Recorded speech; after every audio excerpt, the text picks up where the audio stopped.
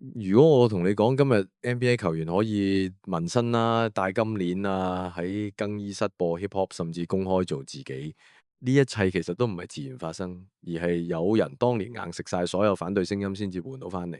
佢唔係聯盟老闆，亦唔係話事人，甚至唔係最完美嘅球星，佢只係一個拒絕扮乖嘅人。佢叫 Allen Iverson。講 Allen Iverson 之前，一定要講清楚一樣嘢咧。90年代 NBA 唔係冇衝突冇暴力，有活塞嘅 Bad Boys，有 Knicks 嘅硬朗防守，比賽尺度其實非常粗獷啊。但係關鍵分別係聯盟容忍嘅係場上打法嘅兇狠，而唔係場外文化嘅失控。球員可以打得好惡，但係場外要着西裝啦，剪乾淨頭髮啦，接受一套專業運動員形象。1996年，Allen Iverson 以狀元身份被費城76人隊選中進入 NBA。佢唔高，只係得1米83，背景仍唔完美，嚟自維珍尼亞嘅貧民區，由街場文化養大。但係真正令聯盟唔舒服嘅，唔係佢打成點，而係佢完全冇諗過要修飾自己。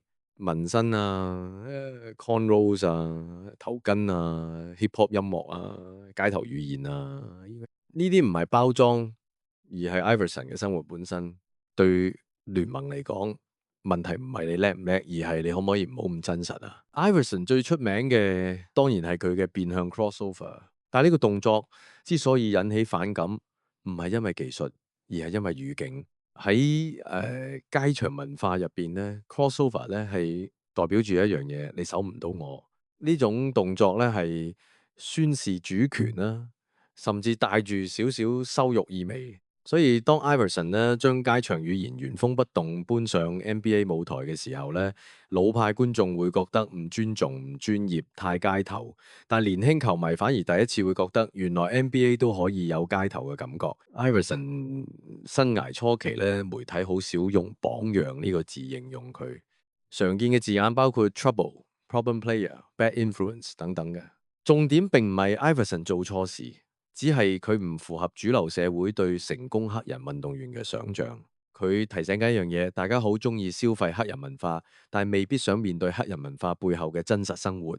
2001年，Allen Iverson 攞到代表住當季超級巨星嘅 MVP 獎項。呢個 MVP 就係一個好矛盾嘅時刻。一方面聯盟需要佢，因為 Iverson 可以帶嚟人氣、賽事收視、波鞋銷量。咁另一方面呢，聯盟又唔完全接受佢，因為佢代表緊一種唔容易被管理嘅文化。換句話講，Iverson 係當時嘅聯盟門面，但係唔係聯盟嘅理想模板。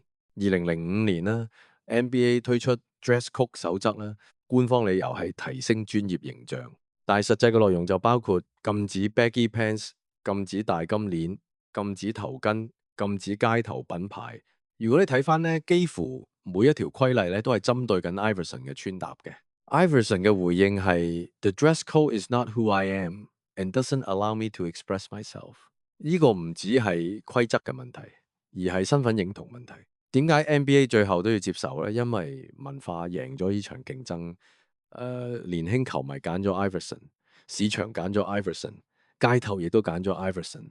聯盟最終咧明白你可以限制球員嘅服裝，但係你限制唔到球員同觀眾嘅身份認同咯。於是 NBA 嘅態度由排斥變成接納，再由接納變成商品化。